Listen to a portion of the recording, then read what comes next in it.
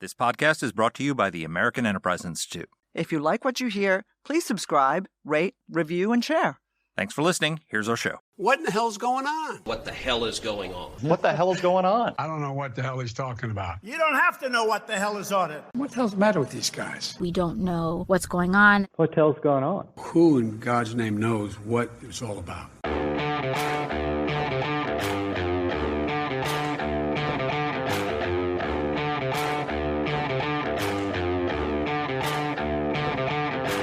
Hi, I'm Danielle Petka. And I'm Mark Thiessen. Welcome to our podcast, What the Hell is Going On? Mark, what the hell is going on? Okay, so the other day we had a podcast about the left's war on convenience, how they are trying to take away your refrigerators and your gas-powered car and your gas-powered stove and your gas-powered lawnmower and everything basically in your life that works. They are waging war on. Well, this week we're talking about the left's war on Africa and how they don't want those people to ever have those things to begin with. Let me just give you a few stats about Africa so we can put this on, because I know most of us don't focus on Africa every day, but newsflash, desperately poor continent with very little access to energy. And the left wants to keep it that way because we're talking about green neocolonialism here. So 2/3 of Africans have no access to reliable electricity. Per capita energy consumption in sub-Saharan Africa is 185 kilowatts per hour. In Europe, it's 6,500 kilowatts per hour. In the U.S., it's 12,700 kilowatts per hour. So an American fridge uses more electricity than a typical African person does, okay? This is a desperately, desperately poor continent. They need cheap, reliable fossil fuels to grow their economy. And so the Western elites here in Washington and Europe and other capitals, all the developed countries that built their economies using fossil fuels from poverty into the great economic powers we are with all the conveniences that we enjoy, are telling Africa, you need to leapfrog fossil fuels and go straight to renewable energy, which is not reliable, which is not cheap. And so the problem is the Western elites are concerned about climate change.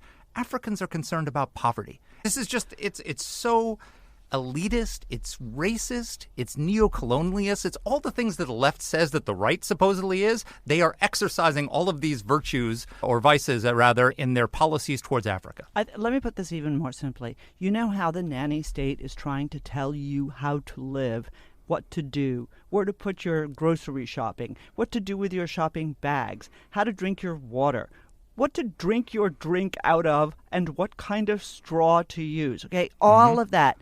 That has been replicated. That nanny statism has been replicated in our policy towards the poorest continent in the world, Africa. We are telling them, no, you can't do what we did. You can't have that fridge. You can't have those jobs. You can't have that industrialized. You can't have that industrialized economy. Mark read out some of the statistics, but okay, let's say that you are a climate fanatic. You know, obviously we are not, but there are reasonable arguments to be made about trying to mitigate the impact of fossil fuels. Let's just talk a moment about Africa, okay? So Africa has enormous energy needs, as Mark just detailed, right? Nigeria, just to pick a country that is not most like the United States, but about the same size as the United States. They have 1% of the capacity that we have. So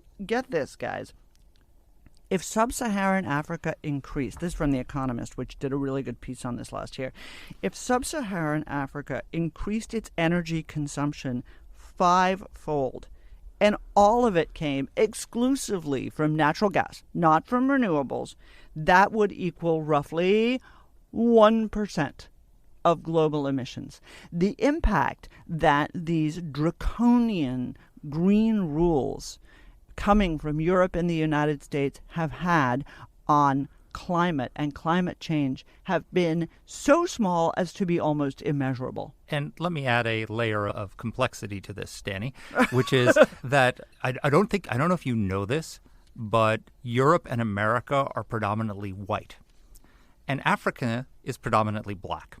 And since we have to look at everything through the prism of identity politics today, what you are seeing is white Europeans and Americans dictating to black Africans, the nanny state, what kind of energy they can and cannot have. The same people who tell us that our system is systemically racist are exercising that systemic racism when it comes to dictating towards Africans what they cannot and cannot use, and telling them basically that you either go with green energy or yes, you're going to live in poverty.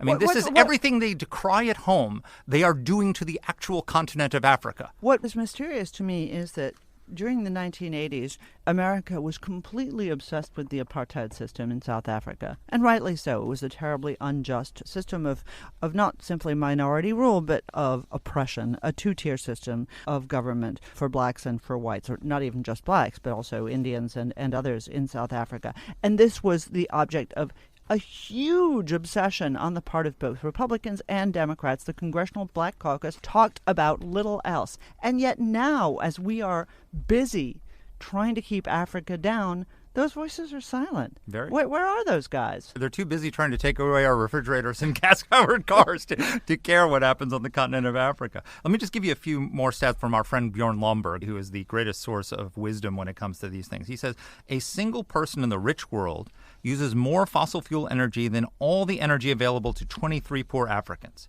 The rich world became wealthy exploiting fossil fuels, which still provides 3/4 of our energy, yet we're choking off funding to any new fossil fuels in the developing world. This is what we're doing to these people. And by the way, you know, right now, because there's an energy crisis in Europe, in part because of the war in Ukraine, in part because of bad policies. We've got inflation going, which has raised the cost of fuels. And so what are we doing in the West?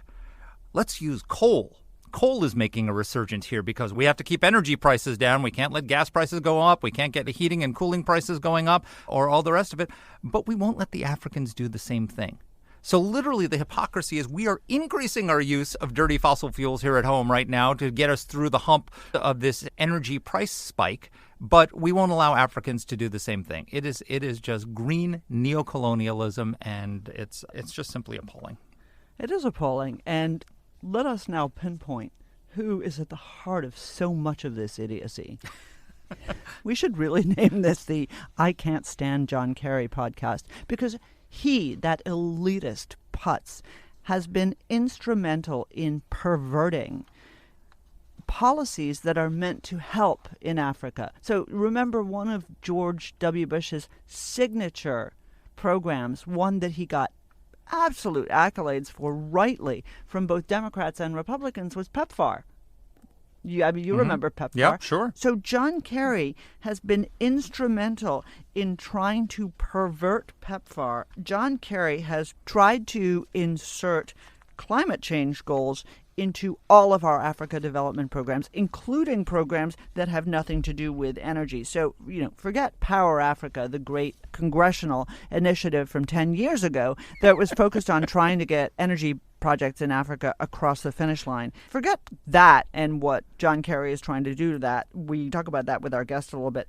Kerry is trying to impose climate change goals into PEPFAR, right? So PEPFAR is not supposed to use trucks. PEPFAR is not supposed to use other climate impacting tools in order to follow its goals. But wait, it gets better.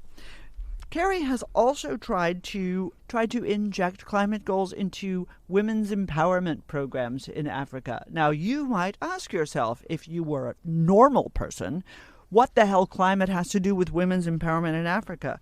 But no, they want to ensure that all of the women are carbon free. I kid you not. This sounds like some sort of hideous joke. No, it's not actually a joke. Kerry's not really in any way seriously focused on getting China, the main emitter, or India, the main emitter, to power back. No, he's focused on making sure that women in Africa are carbon neutral.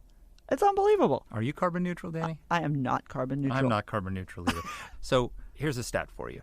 Of the 900 million people in sub-Saharan Africa, excluding South Africa, 80% get their energy from renewables. That's not a good thing. What that means is that they are not actually using a great deal of energy because renewable energy can't provide the energy needs for it can right. That top line is completely misleading. You know, like that sounds like a good thing. Oh my gosh, it's a renewable continent. It's a green continent, and like that. No, it's a poor continent. Bob is using 100% less oxygen than his wife Tina. Why?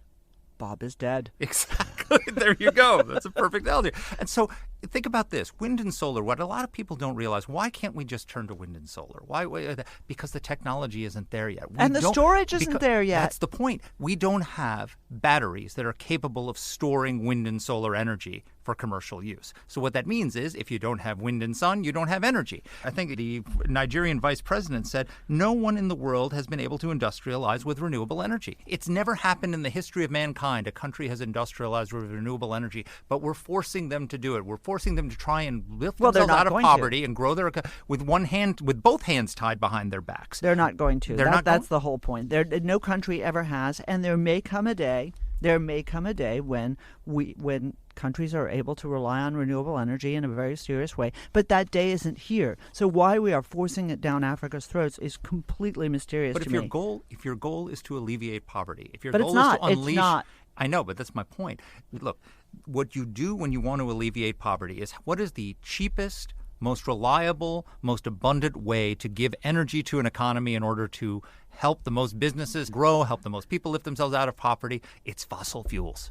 Okay? It's just that there is no competition. There is no reliable renewable energy that can do that. So we should be funding fossil fuel projects in Africa nonstop as much as we can. Yes, and not in this world of current leadership. White liberals know better than the Africans what they need. That's what it comes down to. I mean, again, they're the ones who said everything's identity politics. So I'm just playing by their game. It's white liberals, elites, who are dictating to poor black Africans what kind of energy they're allowed to use. Okay, I have more on white liberal elites because I want to talk about Samantha Power, but we'll do that after we talk to our guest, who I think lays this out very nicely. Todd Moss, his first time on with us. He was the former Deputy Assistant Secretary of State, but he's now the Executive Director of the Energy for Growth Hub, a fellow at the Center for Global Development, and a non-resident scholar at Rice University's Baker Institute and the Colorado School of Mines. That's really cool. He also has a Substack for everybody who likes to read Substacks. It's called Eat More Electrons. Here's our interview. Todd, welcome to the podcast. Great to be with you. You wrote a fascinating piece for Foreign Policy, and it's about how there's a neocolonialist conspiracy to keep Africa poor by denying them the energy they need to grow. Talk to us a little bit about it. Well, look, those are my words, not yours, I guess. Right. Look, I think the big picture is that the global energy transition is happening, and most people think of the global energy transition as about being the U.S., Europe, and other rich countries moving from fossil fuels to cleaner energy sources, and that's all true. But the other big global energy transition, what's even more important, is what's happening in Africa, Asia, Middle East, where countries are building a tremendous amount of energy infrastructure to meet their needs, to create industries, to power economic growth, and especially for jobs. And so, we look out at, say, out to 2050, and 90% of the additional electricity that the global economy is going to need in 2050 it's outside high-income countries. It's in the emerging and middle-income and lower-income countries. So that's the big story, and the U.S.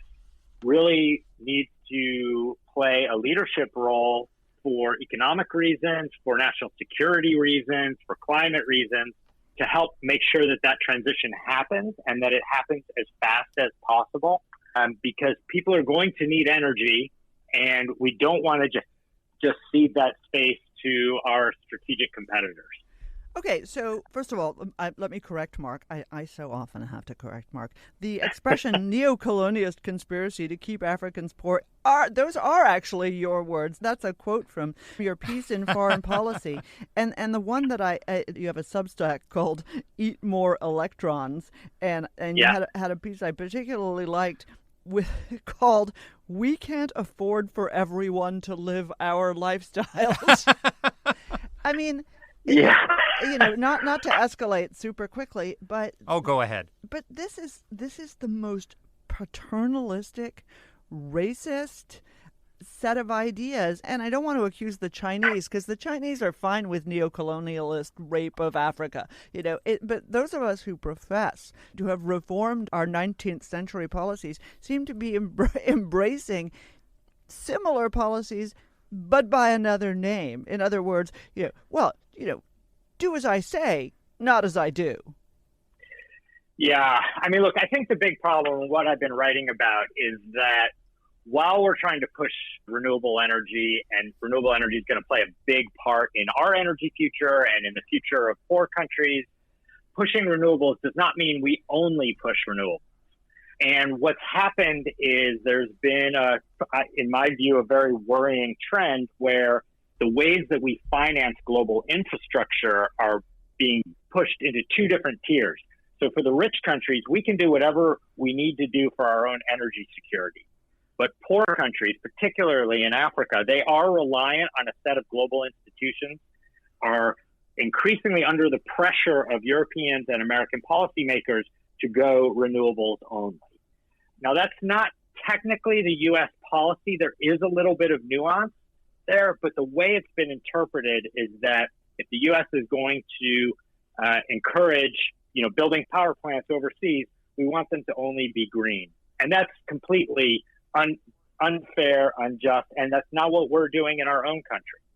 Well, I mean, it is neocolonialist in the sense that, look, we built our economies and our prosperity and everything that we have with cheap, reliable fossil fuels. And then we decided that the world needs to stop that. And so we wanted to deny Africans the chance to do the same thing. Yeah, look, I think Africans want cheap, reliable power systems. They want to do it as clean as possible. In some places like Kenya, that's going to be close to zero carbon because they've got geothermal. In Ethiopia, it's going to be close to zero carbon because they've got large hydro. But in lots of countries that have, say, natural gas, and this would include Mozambique, Tanzania, Ghana, Senegal, Nigeria, they have a lot of gas. They're exporting gas to richer countries. They want to use some of that natural gas for their own industry and for their own power systems. And particularly, gas pairs very well with solar. So if you want to have a high solar power system, the best thing to pair that with is gas because it can ramp up and down very quickly. One of the reasons why solar is neither cheap nor reliable is that we don't have the battery technology to store it.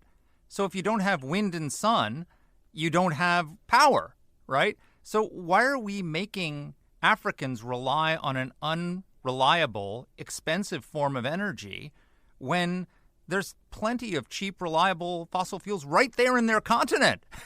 And because of their poverty, they're so dependent on Western institutions to finance the development. We're actually taking fossil fuels from Africa and using them in the West, but we don't want to let them build their economies using fossil fuels.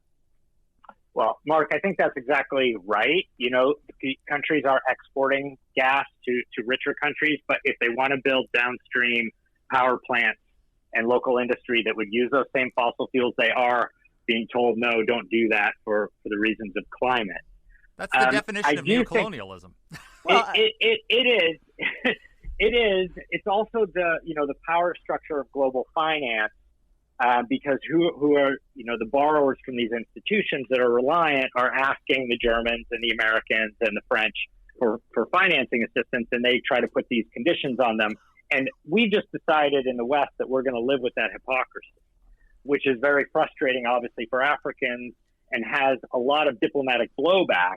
The U.S. is seen as often patronizing and sanctimonious, and that has impacts on, lots of other things like Africa's position, vis-a-vis the Russian invasion of Ukraine. So I do think we need to be a lot more nuanced. We need to think of that, all countries put energy security first. They all want to play a role in climate change, but we shouldn't expect the poorest countries to do more than we're willing to do ourselves. Let's talk a little bit about what the Chinese are doing in Africa, because I think this is fascinating. And as one of the themes in U.S. foreign policy over the last decade or so has been the competition with China. I think it's sort of grown into an assessment that China is actually a threat. But at the beginning, there was this question of how we competed with, for example, the Belt and Road Initiative and other rapacious debt trap neocolonialist Chinese initiatives. So what China is doing in Africa is fascinating. A lot of their foreign policy is linked to their desire for a secure supply of energy for themselves, right? So they're investing in oil and gas exploration. They're investing in oil and gas exports from Africa. 25% of China's imported oil and gas comes from Africa. They're also holding up promises to also invest in green energy, and they have a couple of little small, wind farm, solar things around Africa, but all the while they are digging deep in order to find that fossil fuel supply. What are the implications of that? Well, look, if you're an African leader, you love having multiple options, right? So it's great that you're not entirely beholden to Western institutions, especially given the difficulty in getting financing for fossil fuel infrastructure. The main attraction from Chinese finance is that they come with package deals, right? So the Chinese will come, let's say they will build not just a power plant, but they will build the transmission lines, they will build the gas pipeline, they'll even build the downstream mining or industrial zone that would provide the anchor customer to help finance that structure, and it all comes wrapped in a nice bow of state finance. Now, the challenge for the United States is we don't do that. We're an a la carte investor. So if an American power developer wants to build a power plant, they want nothing to do with the fuel or the mining or even the transmission line. And so it puts a bigger onus on the host government to put that package together. And that's one of the big things that's frustrating, I think, from a U.S. policy perspective, is that we already have many of the tools we need to put together some reasonable packages that could be a credible alternative to Chinese or Russian investment.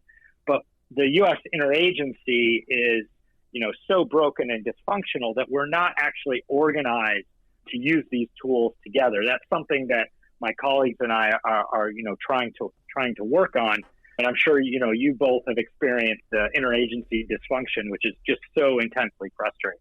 I want to talk to you about that, and I want to talk to you about Empower Africa, and I want to talk to you about, no pun intended, Samantha Power's upcoming visit to Africa, in which we're going to see them double down on some of these dumb ideas. But first, I wanted to say the point about China is they're also not encumbered by the Foreign Corrupt Practices Act, right? When we cede space to them... There's corruption in China?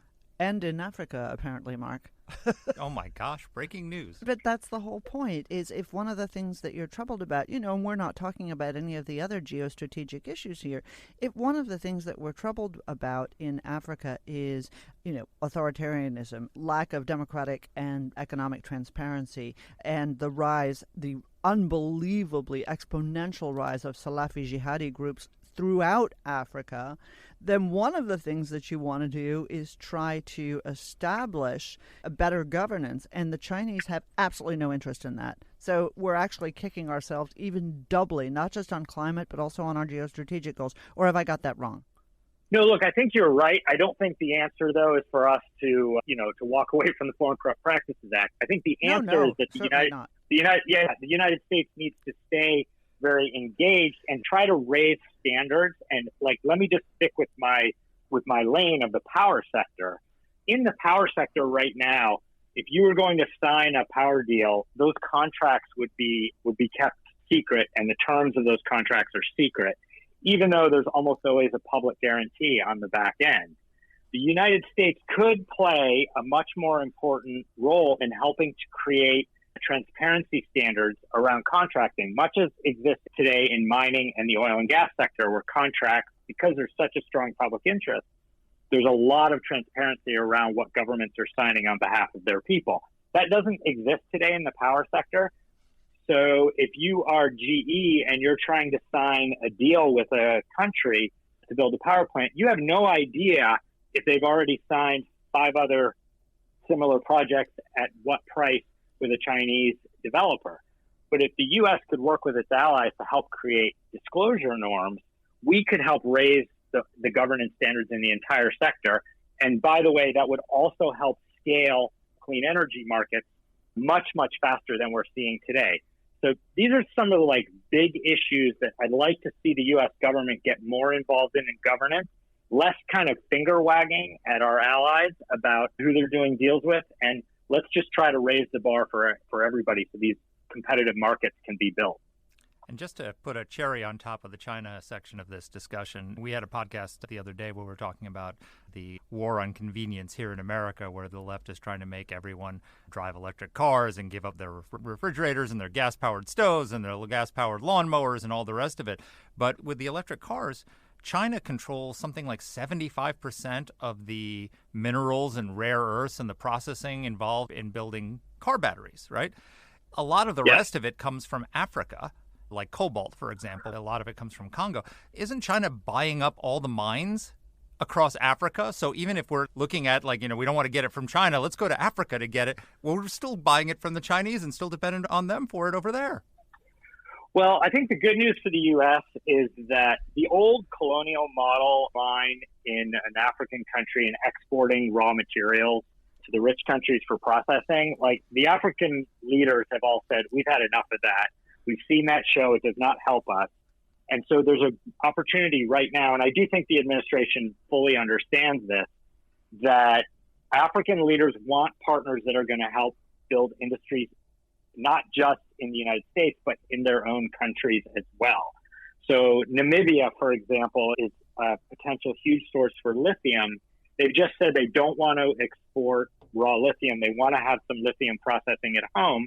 For the obvious reason, they want jobs. They don't want to just export raw materials.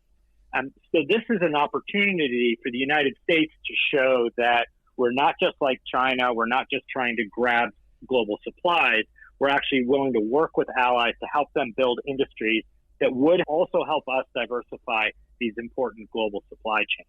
So I hope that we're going to seize that. Some of the rhetoric I'm hearing is very, very positive, but we'll have to see if the projects come through. Okay, so I'm now going to bring you to my number one favorite topic, something that Mark and I discuss in one direction or another all the time, and that is our climate czar, John Kerry, who has, by the way, just to rant for a second, in the last month gone to the royal wedding in Jordan on the pretense that he's doing climate work, and gone to, I think, London, Paris, and Berlin in the last week, where obviously, he on a sailboat, of course. Probably, all the while speaking French. But, obviously... He windsails, as I recall from 2004. That was, yes, I do remember that indeed. Windsurfing. Todd is probably too young to remember this, but we know John Kerry very well from our years in the Senate, which is why we share pretty much everybody's disdain for his work. So he has become very obviously enmeshed in Africa and in pressing our friends and our enemies in Africa to adjust more towards renewables. But he seems to be... the best word here is perverting the intention of what was truly a great bipartisan piece of legislation that passed out of the Senate Foreign Relations Committee some years ago, Power Africa. Right? Power Africa is not just about renewables. Power Africa is about powering Africa? Weirdly. Theoretically. Weirdly, yes. But the way that Kerry has rewritten this law is to press Africa only to use renewables and not to use conventional sources of energy. Can you just help educate us a little bit about this? Yeah, so Power Africa was launched. We just hit the 10-year anniversary. It's actually a terrific program. I've been a big fan of Power Africa. And the idea is that it's supposed to find projects that are close to reaching financial close, but that just need a little nudge to get over the final hurdle. And so far, that program has contributed toward 14,000 megawatts of new power plants, which is fantastic. And the issue with Power Africa is that it was built to solve a problem from 10 years ago, which was that there were lots of projects that were like almost ready, but not quite ready. And Power Africa did a good job of getting them ready. The problem today is very different, which is the pipeline is empty. And Power Africa right now it's not built for solving that problem. It needs to do like a lot more in project development and systems planning and all of the other pieces that are holding back a lot of energy investment. And I do think this administration has gone too far in pushing, essentially renewables only. That is not the law. The law actually explicitly says an all of the above approach. But there was guidance sent out to all embassies not long ago, which actually created a lot of confusion. It said there are some exceptions, but it was interpreted by the bureaucracy to mean we're not going to do fossil fuel projects. And that's been reinforced, by some of Secretary Kerry's rhetoric. And it actually doesn't really reflect where the administration is. Of course, the administration is not monolithic. President Biden had an Africa strategy come out last summer, which explicitly said they would work with African allies on natural gas infrastructure. But that doesn't seem to have filtered, down into the country teams and the project teams, where we're still hearing a lot of stories of fossil fuel projects getting killed because nobody wants to, anger the White House. Right, and that's obviously a problem. Right, but this is, Power Africa was a congressional baby. It was a bipartisan congressional initiative, and, it was exactly the model of what you want Congress doing. And, I mean, there aren't that many examples of that we can find in the 21st century. And you're exactly right. They had the all of the above energy strategy. But, I mean, in our research, what we see is that Power Africa projects basically dried up in 2018 and haven't really been chugging forward. Now, is that, they need a course correction, don't they? Well, they absolutely do. Part of it is that during COVID, a lot of projects fell apart. So a lot of it has to do with the global economic environment. But it gets back to my point earlier, which is we did not invest in building a pipeline of projects to push, a dozen projects through the pipeline. You've got to develop many dozens of projects because not all of them are going to come to fruition. And what Power Africa did is it picked the low-hanging fruit that was sitting there, but did not help grow the next generation of projects. And that's really where we are today.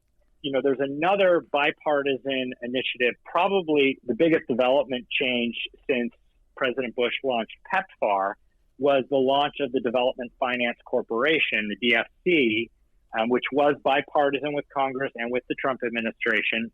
It opened in January of 2000, and it is supposed to be the tip of the spear for the United States to invest in infrastructure overseas and to get energy projects going. And so since January 2021, since the Biden administration came into office, they've done just one utility scale renewables project across all 54 African countries, just one small solar farm in Malawi. And again, that speaks to, the global environment, but also that we are not, the pipeline is bare. And there's just no way that we are going to make a credible case that we are an alternative to China and Russia if we are just not able to get real projects going. So let's pull up for a second. So we got the Power Africa, we got the international institutions that are not funding gas and oil and coal production in the name of climate change. If we've got a desperately poor continent, right? So like 2/3 of Africans don't have access to reliable energy at all.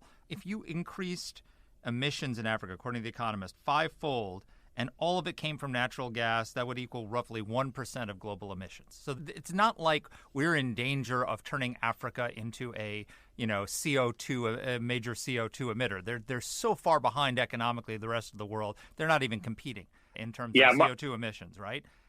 Mark, that's exactly right. And the one thing that people often get confused is they'll say like, oh, developing countries are increasing their emissions. Well, not really. It's really Relative that's really to what? just China. It's really just China and a couple of other big Asian countries. Yeah. And then even in Africa, people are worried about. I often hear people worried about a coal renaissance in Africa. That is not happening. The only coal economy of any scale. Well, South Africa is a coal economy, and they are a meaningful emitter, but they're a complete outlier. There is not another country in Africa, not one, that has any meaningful impact on global emissions. So Africa is just not the problem. You know, today Nigeria, which is an oil and gas producer, Nigerians, an average American emits 33 times as much carbon dioxide as the average Nigerian. So Africa is not the problem, and Africa will not be the problem, because there is, as you're suggesting, no plausible scenario where Africa's emissions matter to the global carbon budget. There's just, it's just scaremongering to claim otherwise.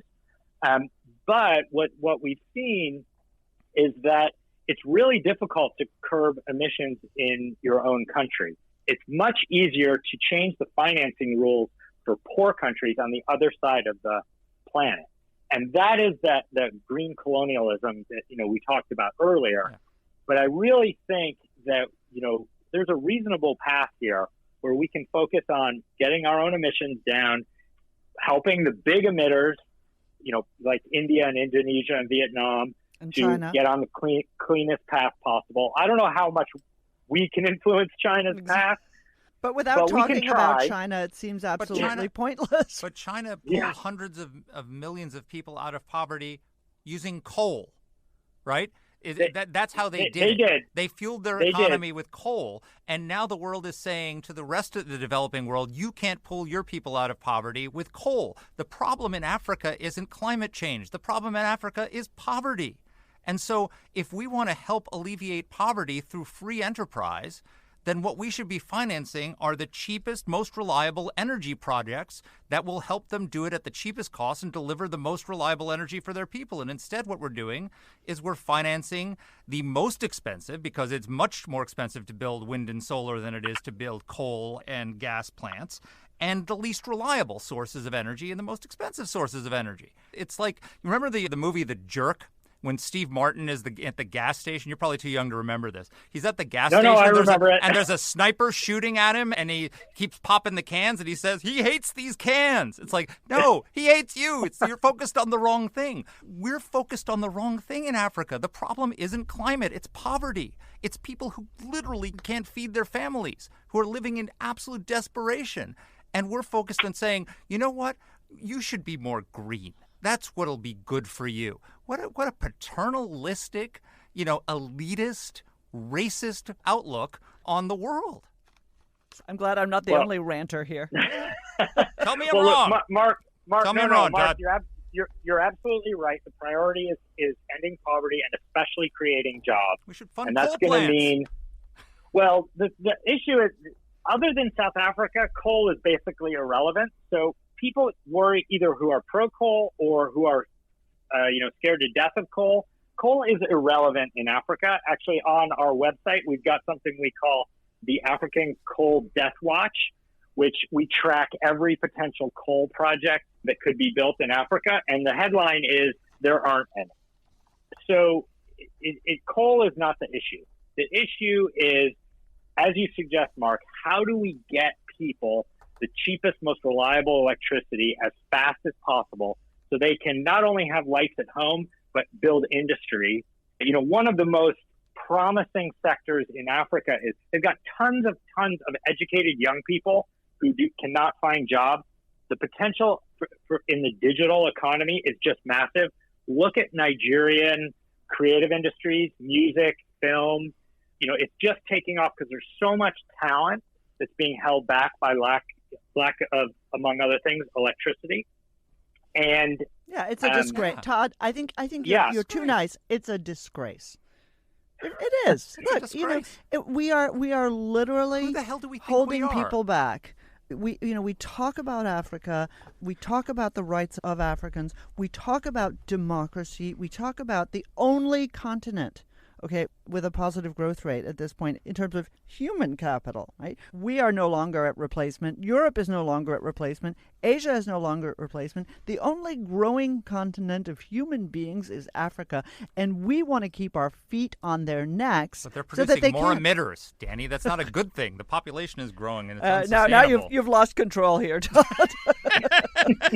Anyway, Mark and I are going to talk a little bit about what Congress is trying to do about this, but I really appreciate your highlighting this because, it's not sexy like a submarine imploding, and it's not, sexy like people having their heads cut off by terrorists, but this is hugely important for the future. And if we don't educate, policymakers about treating Africa, as if they have justifiable aspirations that ought to be met, then we're going to continue doing the wrong thing. We're going to continue being ruled by John Kerry on this policy, and that needs to end. Your definition of sexy is very different than mine.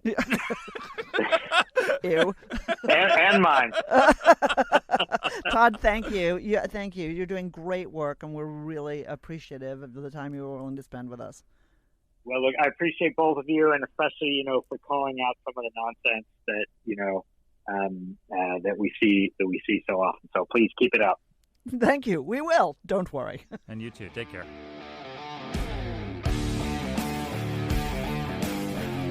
All right, Danny, so what are we doing about it?